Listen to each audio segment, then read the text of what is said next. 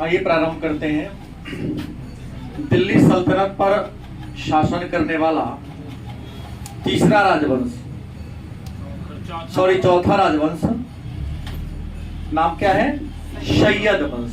नाम क्या है? शैयद वंश। और शैयद वंश का शासनकाल 1414 ईस्वी से 1451 ईस्वी के बीच था। शैयद वंश दिल्ली पर शासन करने वाला दिल्ली सल्तनत का चौथा राजवंश था। और इस वंश के संस्थापक की बात कर रहे हैं तो कौन थे? खिज्र खान। सैयद वंश के संस्थापक कौन थे? ये खिज्र खान थे। और खिज्र खान ने सत्ता प्राप्त करने के बाद इन्होंने सुल्तान की उपाधि धारण नहीं किया था। ये दिल्ली सल्तनत का पहला राजा था जिन्होंने अवसर प्राप्त होते हुए सुल्तान की उपाधि धारण नहीं किया, बल्कि इन्होंने स्वयं को रैयत ए आला उपाधि इनकी क्या थी? रैयत ए आला। रैयत का मतलब होता है किसान, आला मतलब मालिक, किसानों का मालिक, किसानों का अधिपति आपने क्या किया था? घोषित किया था। इसके पीछे रीजन क्या था? तो मैंने पिछले क्लास में जो चर्चा किया था कि 1398 ईस्वी में तैमूर लंग का दिल्ली पर आक्रमण होता है, इंडिया में आक्रमण होता है। तैमूर लंग का 1398 ईस्वी में दिल्ली पर आक्रमण होता है। और तैमूर लंग के आक्रमण के समय दिल्ली का सुल्तान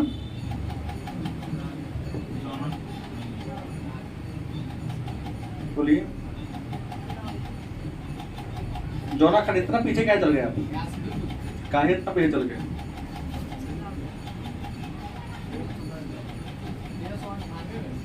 1398 ईस्वी में अलाउद्दीन खिलजी काहे होंगे? खिलजी वंश तो था नहीं। तुगलक वंश का शासन कब था? गयासुद्दीन तुगलक नहीं, एकदम कमजोर राजा थे, पराजित होकर दिल्ली छोड़कर भाग गए थे।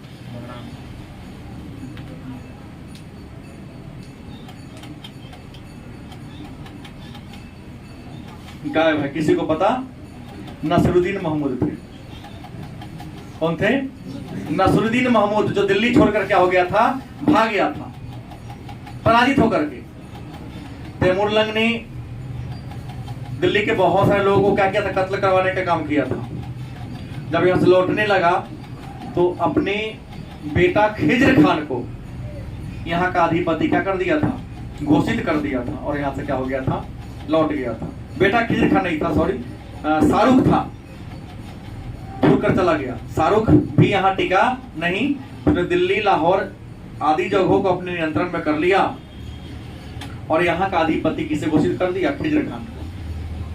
तो यही खिज्र खान जो तैमूर लंग के बेटा, नाम था शाहरुख,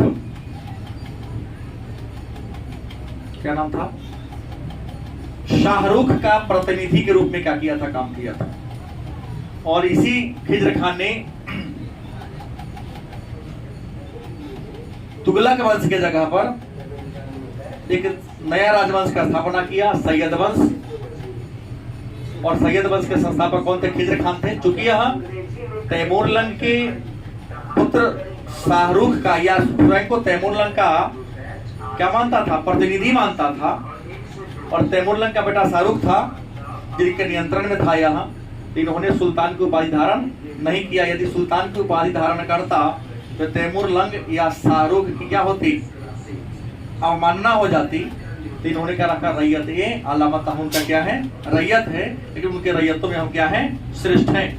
मतलब यह स्वयं को शाहरुख का क्या मानता था? प्रतिनिधि मानता था। और उन्हीं के प्रतिनिधि बनकर इन्होंने क्या किया था? शासन किया। और शासन के करने के बदले में क्या किया, या प्रतिवर्ष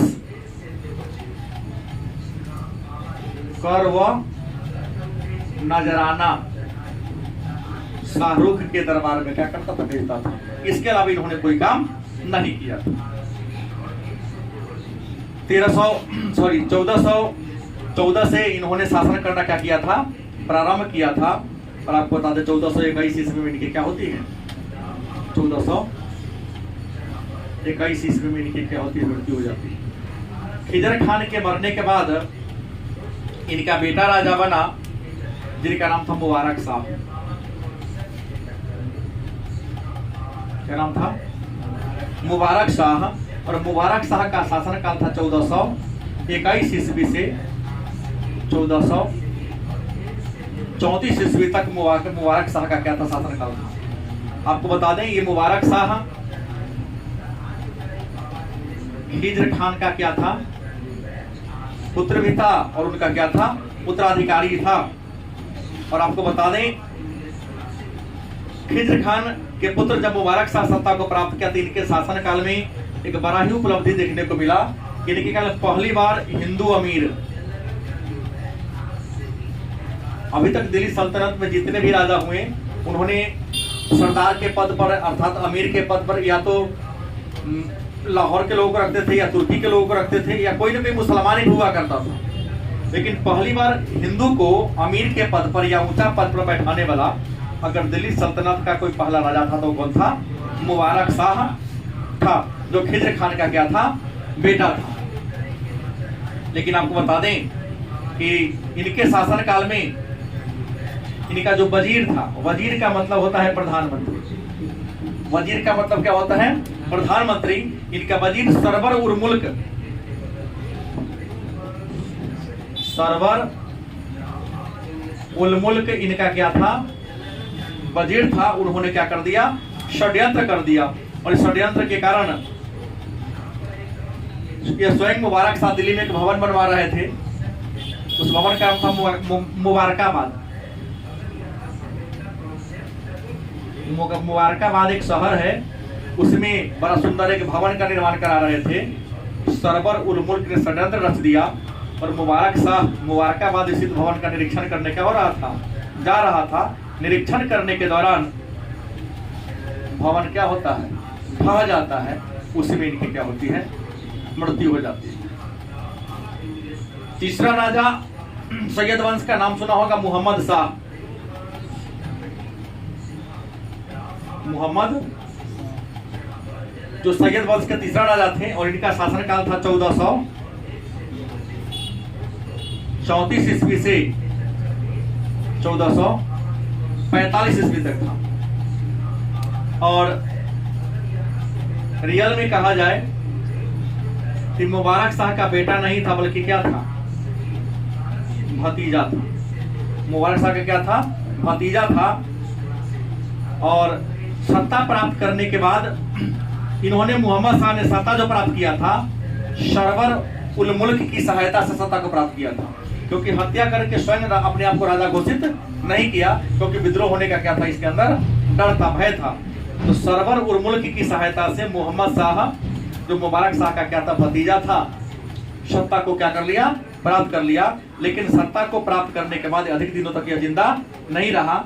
मात्र 6 महीना तक सरवर उल मुल्क की सहायता से क्या किया, सत्ता को प्राप्त किया, सत्ता को चलाया। और उसके बाद पूरे सत्ता पर सरवर उल मुल्क ने अपना क्या कर दिया, दबदबा हासिल कर लिया। लेकिन कुछ ही दिनों में मुहम्मद शाह तृतीय के सानिध्य में एक व्यक्ति आते हैं जिनका नाम होता है बहलोल। क्या होता नाम, बहलोल लोदी, जो एक अफगान थे। ये बहलोल लोदी के अफगान थे, मुहम्मद शाह के दरबार में आते हैं और अपने कार्यों से मुहम्मद शाह को क्या कर लेते हैं, प्रसन्न कर लेते हैं। और मुहम्मद शाह इनके कार्यों से प्रसन्न होकर बहलोल लोदी को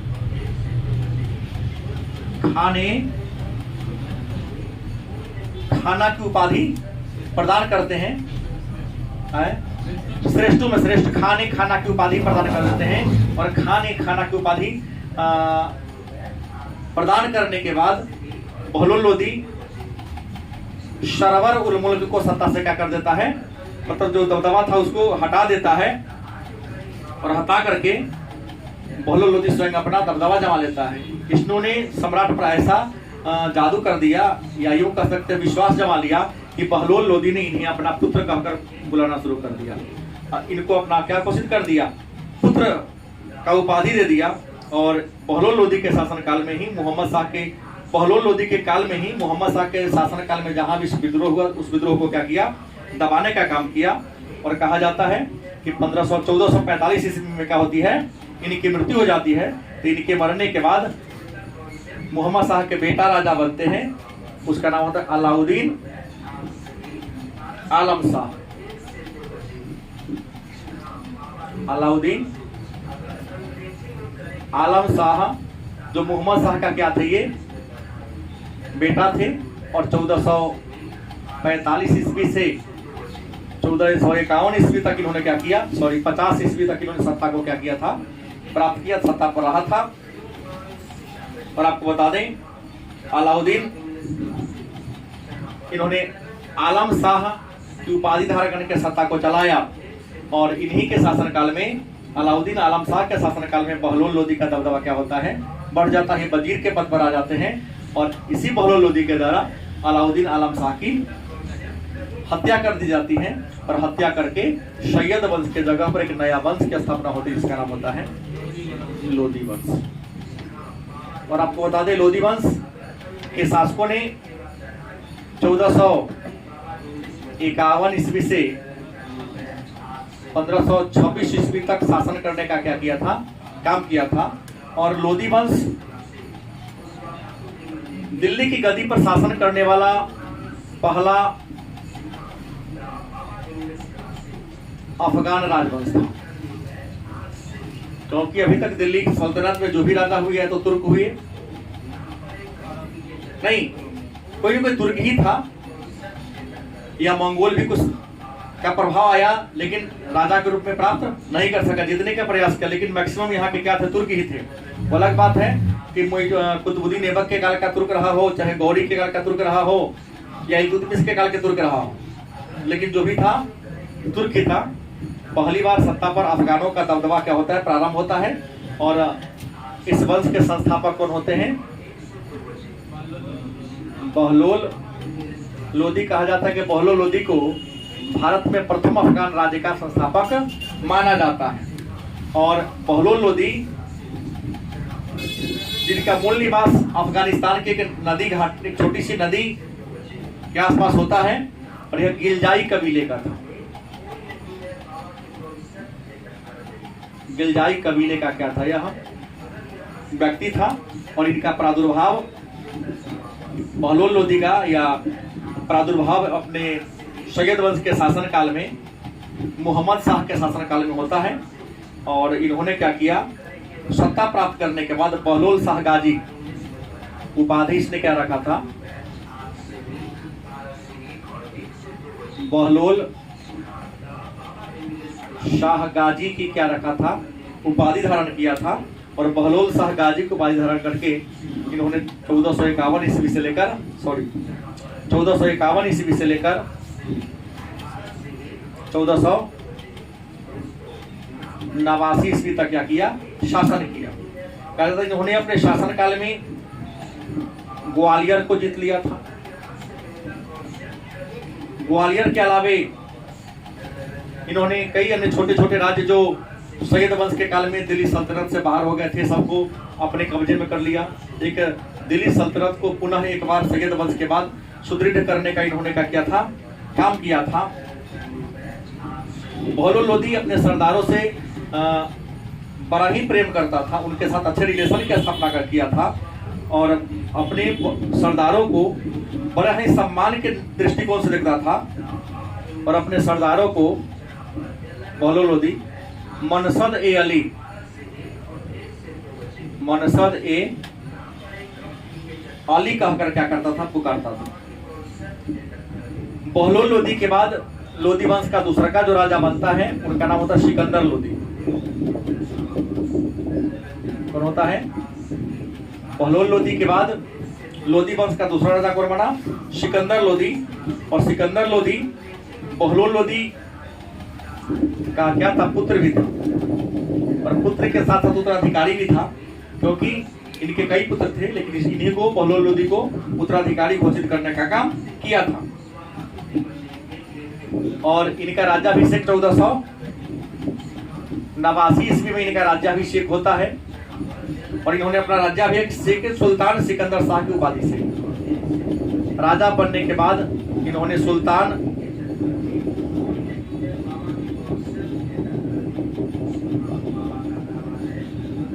सिकंदर शाह की उपाधि क्या किया है?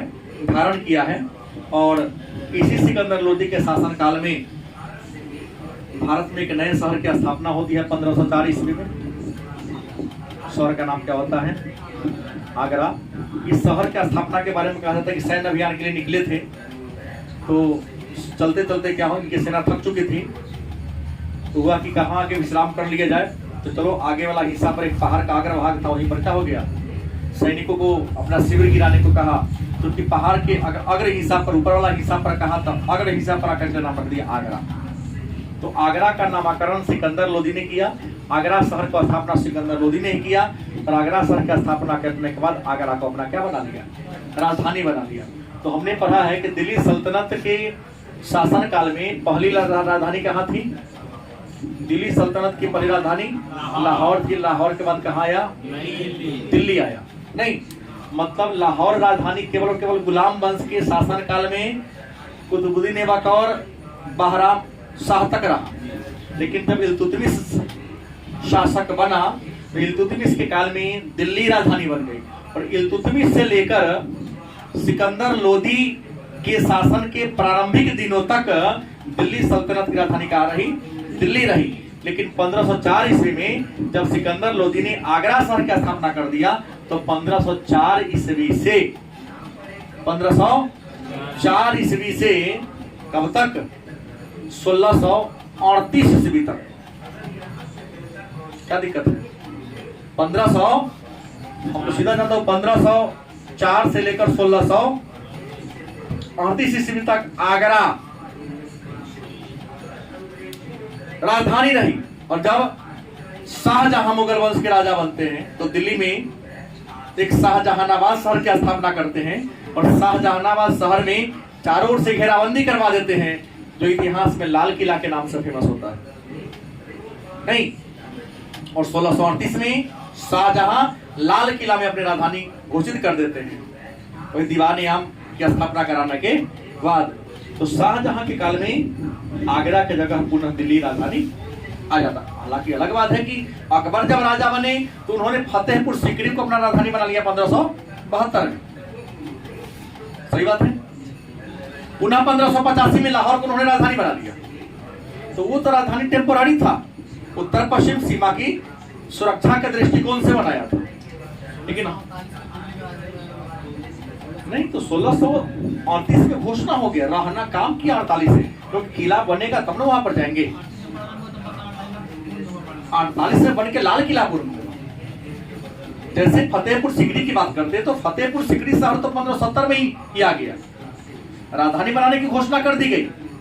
गुजरात विजय के उपलक्ष्य में बुलंद दरवाजा बन गया वहां। लेकिन जब तक वहां किला आगरा में नहीं बनेगा, तो राजा बिना किला के कैसे रहेंगे? क्योंकि राजा आपके साम्राज्य विस्तार के तहत किसी को मिला लेते हैं, तो आपके भी साम्राज्य को तो कोई विस्तार के तहत मिला सकता है ना। तो एक बात जानना है, मुसलमानों की आरंभिक राजधानी लाहौर। भारत पर लगभग 650 वर्षों तक मुसलमानों का शासन रहा। 650 वर्ष मतलब मैं कर दूं 1206 से लेकर 1857 तक मुगलों का शासन रहा। सही बात है। तो प्रारंभ में राजधानी कहाँ थी? लाहौर। कहाँ कहाँ बनाया ये देख लेना है। लाहौर के बाद इन्होंने लाया कहाँ? दिल्ली। दिल्ली के बाद कहाँ गया? आगरा। आगरा में ही अकबर बना था, फतेहपुर सीकरी में ले आया। क्या कुछ दिनों के लिए उत्तर पश्चिम सीमा की सुरक्षा के लिए अकबर ने लाहौर को भी राजधानी पुनः बनाया। क्या और बाद में पुनः कहाँ राजधानी आ गया, दिल्ली का दिल्ली आ गया। तो कुल मिला के राजधानी घुमा फिरा के देखा जाए तो लाहौर, आगरा और दिल्ली रहा। मुसलमान वंश में या मुसलमानों ने इंडिया पर जितना वर्ष राज किया, तीन ही शहर में उनकी राजधानी रही, लाहौर, दिल्ली, आगरा। लेकिन आगरा लाहौर को पहले राजधानी बनाया कुतुबुद्दीन ऐबक ने, दिल्ली को पहले राजधानी बनाया इल्तुतमिश ने, आगरा को पहले राजधानी बनाया सिकंदर लोदी ने। पुनः सिकंदर लोदी के बाद दिल्ली को राजधानी बनाया शाहजहां नहीं, और लाहौर को दूसरी राजधानी अकबर ने बनाया। अगर मुसलमानों की बात 50 की बात करें तो सिकंदर लोदी ने क्या किया था, आगरा शहर की स्थापना किया था। इन्होंने जमीन नापने के लिए एक पैमाना का भी आविष्कार किया था, नाम सुने होंगे, गज सिकंदरी नाम। इन्होंने सिकंदर लोदी ने जमीन की पैमाइश के लिए, जमीन को नाप जोख करने के लिए एक पैमाना का निर्माण किया था जिसका नाम था गज ए। लंबाई थी 41 अंगुली, चाहे कई इंच, 33 इंच। और अकबर जब सत्ता को प्राप्त किए तो इन्होंने अपने शासनकाल में जमीन को नापने के लिए गज सिकंदरी का ही क्या किया था, प्रयोग किया था। लेकिन बाद में गज सिकंदरी में थोड़ी सी त्रुटि देखने लगी तो इन्होंने स्वर्ण के डंडा का क्या किया था, उपयोग करने का काम किया था। सिकंदर लोदी कहा जाता है कि धार्मिक दृष्टिकोण से बड़ा ही कट्टर था, सहिष्णु कह सकते हैं। इन्होंने सिकंदर लोदी ने कुछ काम किए थे गलत, जैसे इन्होंने क्या किया था कि नागरकोट के ज्वालामुखी मंदिर, नागरकोट के ज्वालामुखी मंदिर को क्या किया था, इसने तुड़वा दिया था। और ज्वालामुखी मंदिर को तुड़वाया, मूर्ति को तुड़वाया, और मूर्ति का जो ईंट पत्थर बच गया था उस पत्थर को कसाई को दे दिया मांस तौलने के लिए। निकृष्ट श्रेणी में थे। तो ज्वालामुखी मंदिर के जो नागरकोट में है, मंदिर को तोड़ा, मूर्ति को भंजन कर दिया और उसके टुकड़ों को दे दिया। उसके बाद इन्होंने काम किया था कि मुसलमानों में एक तजिया निकलता है, तजिया नाम सुने होंगे, हम लोग कहते हैं दाहा नहीं, तो तजिया निकालने पर रोक लगा दिया। और मुसलमान महिलाओं को मौलवी और पीर के मजार पर, मतलब पीर माने गुरु होता है, पीर के मजार पर महिला को जाने से क्या कर दिया था, रोक लगा दिया था कि महिला लोग संत और पीर के मजार पर क्या होगी, नहीं जाए। और बीमार पड़ गए, लड़ाई में तो इनकी मृत्यु नहीं हुई, अंत में इनकी क्या होती है, बीमारी पड़ जाती है, बीमारी के कारण इनकी मृत्यु होती है। लेकिन इन्होंने कुछ अच्छे भी काम किया था कि एक आयुर्वेद की पुस्तक थी संस्कृत भाषा में, एक आयुर्वेद, आप जानते ही हैं कि आयुर्वेद चिकित्सा से जुड़ा जानकारी देने वाला वेद है। औषधि के बारे में इससे क्या होती है, जानकारी मिलती है, संस्कृत में लिखा गया था। तो आयुर्वेद की एक पुस्तक थी जो संस्कृत में लिखा गया था, उसको उन्होंने फरहंगे सिकंदरी के नाम से फारसी भाषा में क्या करवाया था, हाँ, आयुर्वेद को फरहंगे सिकंदरी, तो फरहंगे सिकंदरी के नाम से इन्होंने फारसी भाषा में क्या कराया था, अनुवाद कराया था। इनकी खासियत थी कि कविता भी लिखा करते थे ना, किस नाम से, गुलरुखी उपनाम से। कई बार मेरे ख्याल से पूछा गया, भले ही परीक्षा का पैटर्न जो ना पूछे, लेकिन कई बार हमको याद है पूछा गया प्रश्न है कि कौन सा सुल्तान था जिन्हों जो गुलरुखी उपनाम से कविताएं लिखा करता था, तो कौन था, सिकंदर लोदी। इन्होंने एक संगीत की पुस्तक भी लिखी थी, सिकंदर लोदी ने एक संगीत की पुस्तक का भी संकलन कराया था। और इनके द्वारा जिस संगीत के पुस्तक का निर्माण कराया गया था उसका नाम था लज्जत ए सिकंदर शाही। लज्जत ए सिकंदर शाही। लज्जत ए सिकंदर शाही ये संगीत की पुस्तक है। संगीत की इस पुस्तक का निर्माण किसने कराया था? सिकंदर लोदी ने कराया। सिकंदर लोदी के मरने के बाद इनका बेटा राजा बना, नाम क्या था?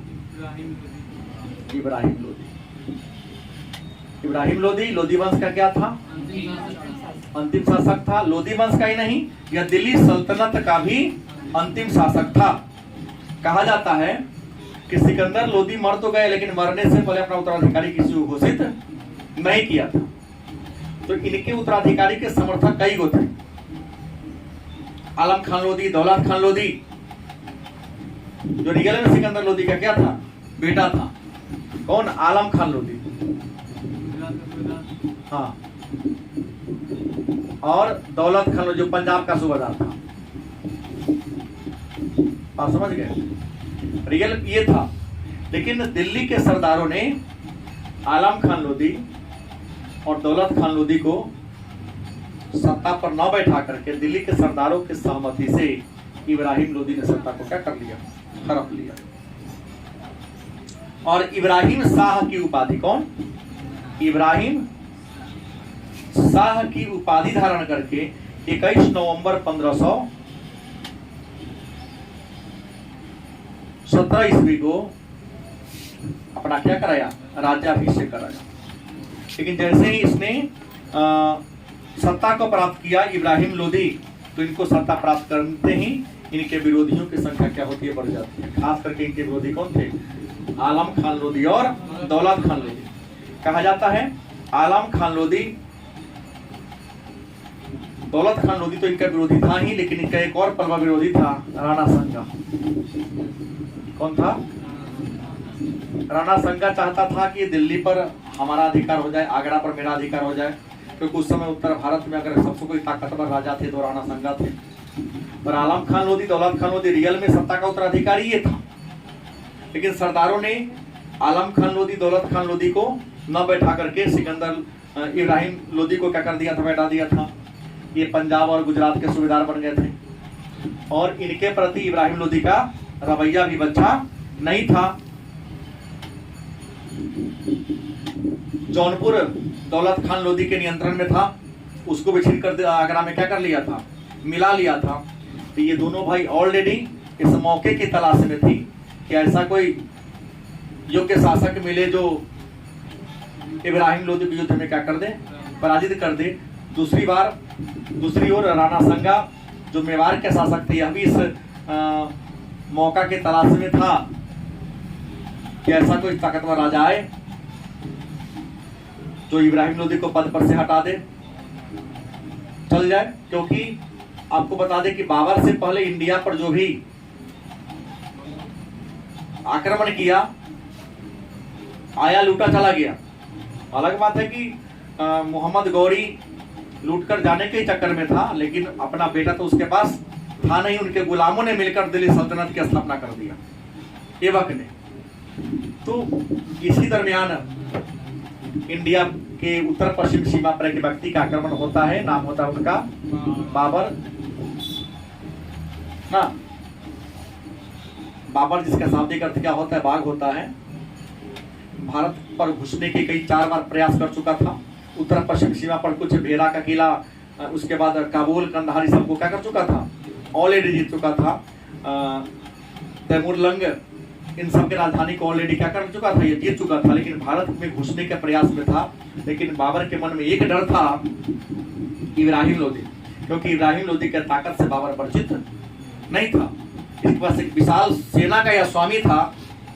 इसी उधेर बुन में था कि जाए या न जाए। इसी क्रम में मुलाकात होती है आलम खान लोदी और दौलत खान लोदी से। बाबर की क्या होती है? मुलाकात होती है। बाबर के प्लानिंग को जान लेता है दोनों, निमंत्रण देता है कि आप यहाँ पर क्या करो? आक्रमण करो। इसी क्रम में राणा संगा का आदमी भी बाबर से जाके मिलता है, और राणा संगा भी बाबर को इंडिया पर आक्रमण करने का, आगरा पर आक्रमण करने का क्या दे देता है? न्योता दे देता है। इसका मनोबल क्या हो जाता है? बढ़ जाता है। लेकिन मनोबल बढ़ रहा, लेकिन फिर भी इनके अंदर परेशानी थी कि लगभग 12,000 के आसपास इनके पास क्या थी? सेना होती है। और इब्राहिम लोदी के बारे में कहा जाता 3 लाख के आसपास इनके पास क्या थी, सेना थी। क्या 21 अप्रैल 1526 को पानीपत के मैदान में इब्राहिम लोदी की सेना और बाबर की सेना क्या होती है, आमने सामने हुई। सेना को देखकर बाबर का मनोबल नहीं झुका, क्योंकि सेना के सजाने के तरीका को ही देखकर जान गया था बाबर की युद्ध में हमें सफलता मिलेगी। नहीं, सेना के हथियार में जो अस्त्र शस्त्र थे उसको देखकर फिक्स हो गया था कि हम क्या होंगे, जीतेंगे। क्योंकि मुगलों को लड़ने की शैली थी। इसने पानीपत के युद्ध में बारूद का, इंडिया में बारूद का पहली बार प्रयोग, तोप का पहली बार प्रयोग, बंदूक का पहली बार प्रयोग, तुगलमा नीति, सबका पहली बार प्रयोग बाबर नहीं किया था। बाबर के पास लड़ने की शैली थी। सेना को एकदम निश्चित व्यूह रचना से इसने सजाया था तुगलमा नीति में। आगे लगेगा एगो सेना है, इसके पीछे सेना का तो 1 2 3 4 ऐसे चलते जाएगा। नहीं, इब्राहिम लोदी की सेना में सबसे आगे रख दिया, हाथी को रख दिया, उसके पीछे घोड़ा को रख दिया, उसके पीछे रथ वाला को रख दिया, और उसके पीछे पैदल को रख दिया। तुगलमा नीति थी, कुशल निशानेबाज नहीं। बाबर के हाथ में था, तोप चलाता था, तोप इधर से निकलता, हाथी भी लगता था, बंदूक की गोली हाथी को, बारूद का बम हाथी को लगता था, हाथी पीछे बैक होगा, बैक होगा घोड़ा, हाथी के पैर के नीचे घोड़ा की औकात क्या है। हाथी ने घोड़ा को कुचला, घोड़ा ने रथ, और रथ को घुमा तो पैदल वाला कुचलते हुए युद्ध के मैदान में क्या हो गए, भगदड़ मच गई। नहीं, बैरम खान की सहायता से पानीपत के पहले युद्ध में बैरम खान इसने हेल्प किया था बाबर को, सेनापति वही थे, युद्ध को जीत लिया। इस युद्ध के जीत में बाबर को बहुत खुशी मिली, इतना ज्यादा खुश हुआ कि बाबर ने काबुल के हर एक नागरिक को चांदी का सिक्का दिया था। हर नागरिक को काबुल के चांदी का सिक्का दिया। इस दानी स्वभाव के कारण बाबर को कलंदर कहा जाता है। इसी युद्ध के बाद हुमायूं का यहाँ पर जन्म हो गया रहता है, क्योंकि 1508 में ही हुमायूं का काबुल में जन्म होता है, लड़ाई 1526 में होती है। इस समय हुमायूं का उम्र लगभग 18 साल का होता है। युद्ध के मैदान में हुमायूं भी अच्छा प्रदर्शन किए थे। तो हुमायूं को इसी युद्ध में कोहिनूर हीरा गति मिला था। सबको चांदी का सिक्का मिला, लेकिन हुमायूं चूंकि बाबर के क्या थे, बेटा थे, इसलिए उनको क्या मिला, कोहिनूर हीरा मिला था। और आपको बता दें, इस पानीपत के प्रथम युद्ध के बाद आगरा में लोदी वंश का क्या होता है, अंत हो जाता है, और लोदी वंश की जगह एक नया वंश की स्थापना होती है, जिसका नाम क्या होता है, मुगल वंश। और मुगल वंश के शासकों ने 1526 से लेकर 1857 तक क्या किया है, राज किया है। और ऐसे पानीपत के मैदान में 3 बार युद्ध हुआ है। पहला बार 1500 पानीपत के मैदान के में जो युद्ध हुए हैं, उस युद्ध की एक अलग खासियत है, अलग विशेषता है कि पानीपत के मैदान में 3 बार युद्ध। पहला युद्ध की बात करें तो 1526 में बाबर और लोदी के बीच। याद रखेंगे, बाबर मुगल था और ये क्या था, अफगान था। पानीपत का दूसरा युद्ध 1556 में हुआ था। इधर कौन था, अकबर।